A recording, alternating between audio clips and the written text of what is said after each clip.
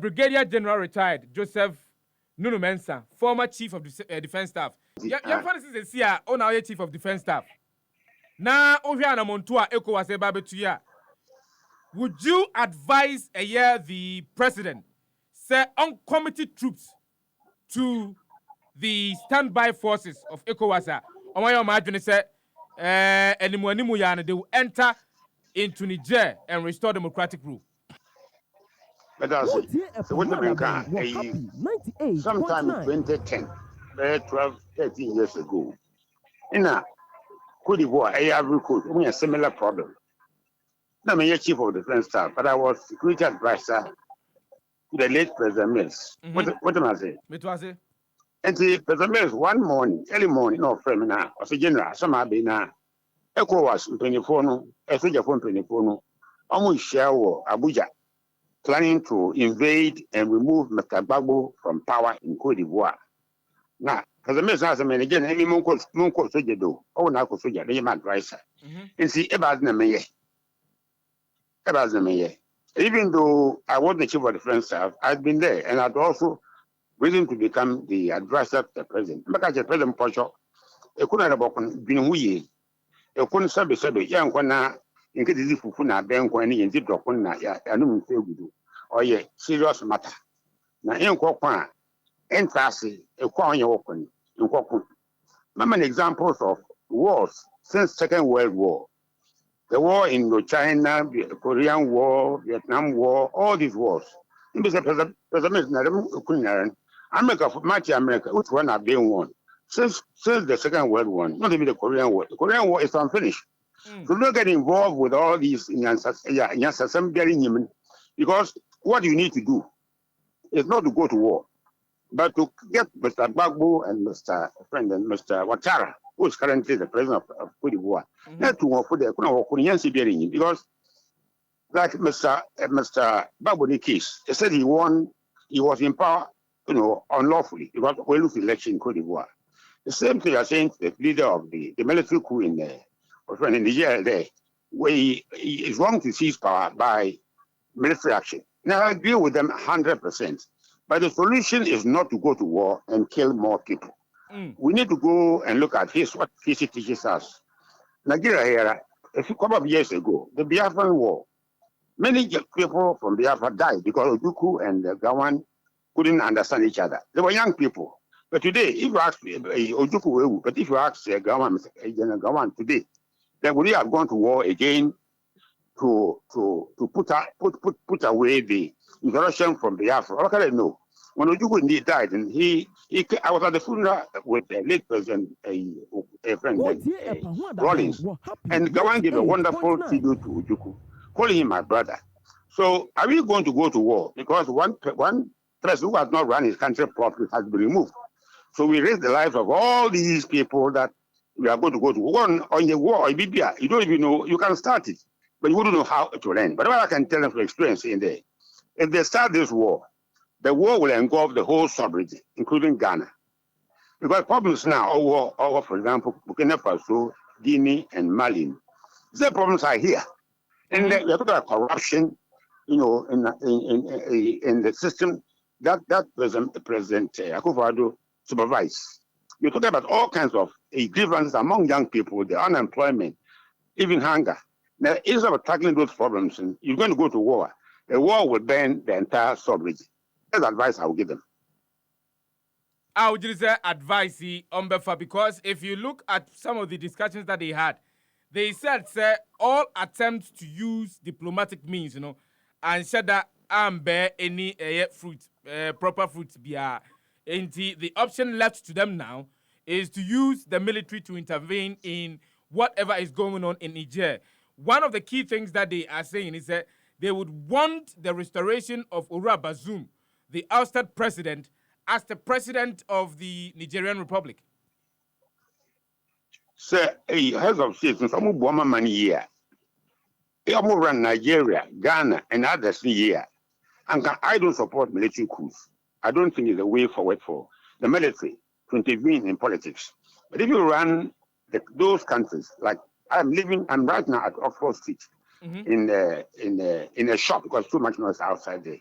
We have before more by young or more, but now.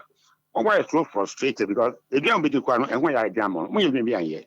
And the governments of these countries look at themselves and ask, are we doing the right things? If we do the right things, this military intervention would not be necessary.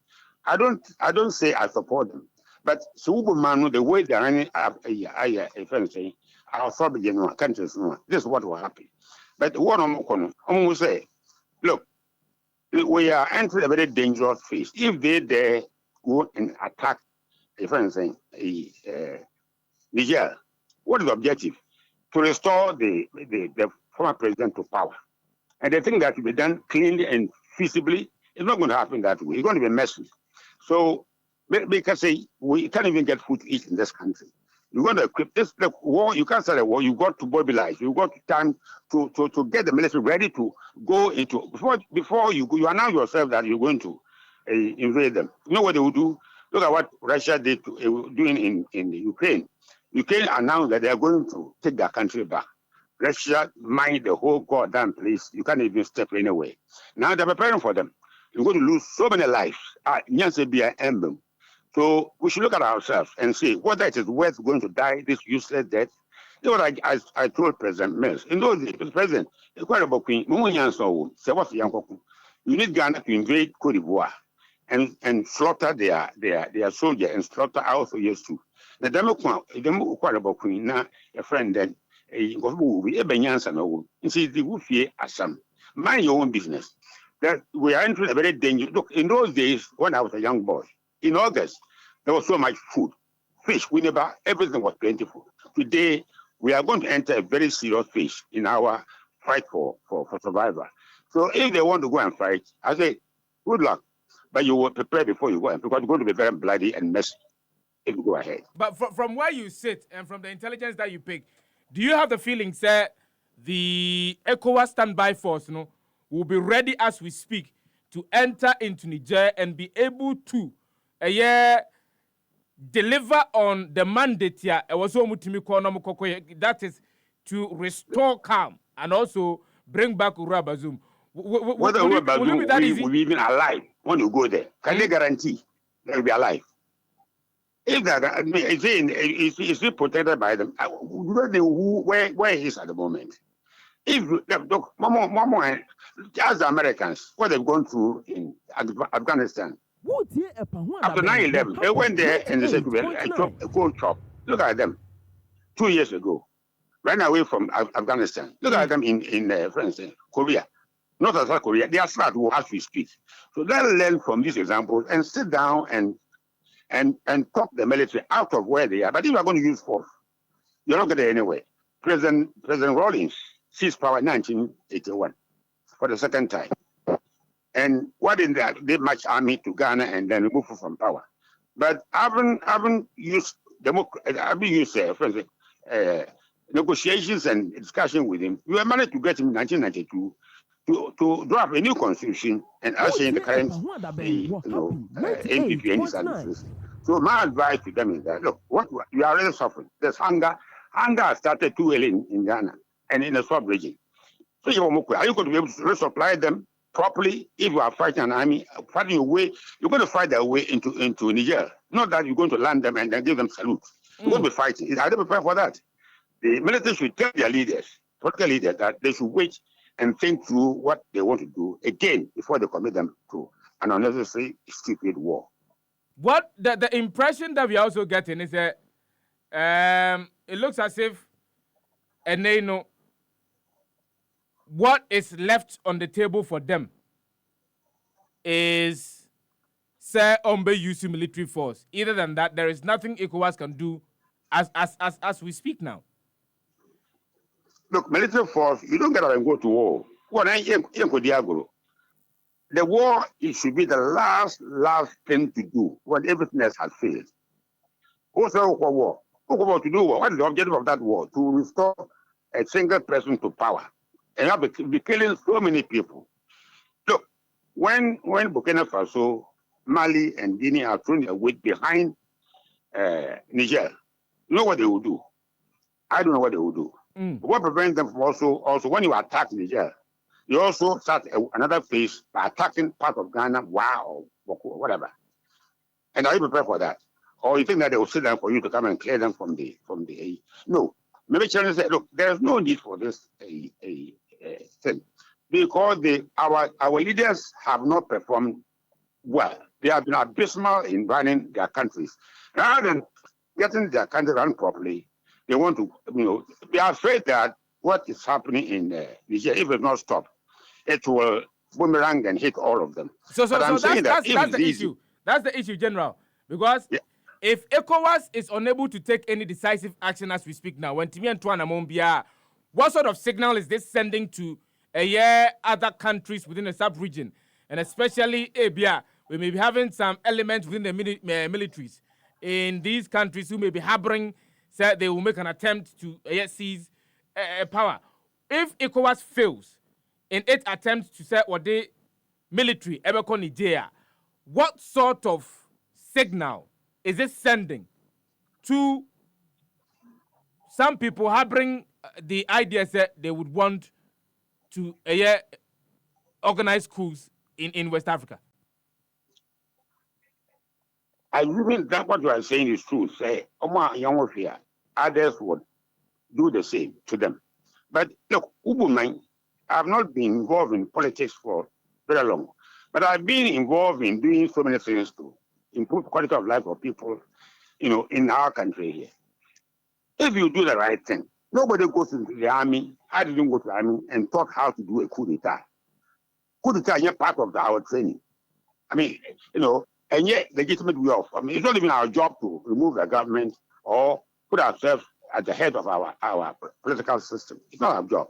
But when you have people running the government, look at what's going on in Ghana here. Look at corruption going on openly. Look at the state of the nation. Yakoji IMF loan. How many times now? So many times. You won't try. Look at the rules in Ghana. Look at how awful Ghana looks like today compared with 1966, before the overthrow of Nkrumah. Now when I'm off here, are you saying we are going to sit down there and look at you and do nothing about it? Somebody is going to get up. And yes, soldier for a better civil and look at you watch a soldier for no. There's a command structure. The sergeant come here, do that. When the master look at Libya today, Americans they will go and shut up, take Gaddafi and have peace. As peace come to Libya, they will go to Iraq, kill Saddam Hussein and have peace. As peace comes there. So what I'm saying to them, if they start this war, the place will be so messy. It will be so chaotic. It will be terrible. It's Mama dare. What they dare to do is to run their countries properly. Look at how you are running Ghana. Look at how things are being run. I mean, as if, look, when Nkrumah had his government in 1957, there were people like Obodisa and others who were not educated. But we are professors. Now, look at what it's happening today about the lady who was the Minister for Environment. Or, sorry, Sanitation. What is going on? No, be a boomful. So what they need to do is run the look when they are one of their own is misbehaving. Call him private and say, look, now what break when you are and so run your government properly. They're not doing that. If they dare go to I am telling you, I am 87. 87. When I go, my life is finished. But my mobile, my finish, there will be no Ghana, there will be no West Africa to finish. I bet maybe I bet you. But General, so from your standpoint, what must we do? We who, the government or we the Ghanaians or what? We I mean the government is Ghana need be our Ghana be government, because you to something to abanana General. Who say? Me say Ghana need be our money okay, because you to about Eddie in yes. So there's a bank consult us. There's a bank consult we Ghanaians. No, I am not saying say I'm all known, no. But I've been a member of the MPP. I was for Parliament for MPP in 1996 with Winneba. So MPP power. All my friends again, what they shall say. Even I've tried several times to talk to them. This is not how, if we are members of the government, we are agree. Ghana is we are shareholders of Ghana. No, be talk to us as if as if it belongs to on consult. What do you do? Even my own children, if I sell my property, they're going to take action with it. Then what again? But the way we are in Ghana won't be there. The way Ghana is going, I mean, Jenny said, this year ending and next year, they live and the whole sub region. I mean, I've lived in Europe, I've lived in Canada, I've lived in India. I've never seen anything like this. In the way we are in the country. Yeah, look at the state of our roads. Small rain, you can't go to Winneba. Where's the money? Look at Labadi Road. The Labadi Road. Where's the money? That's how you run a country. So sit down and think properly. Like I told President Mills those days, the Wufi Assam, if you go and help Cote d'Ivoire to kill Cote d'Ivoire people or Ivorians or we killing, yes, and the same advice I give the government and the rest of African leaders. General, may I know as you say, JP and I know you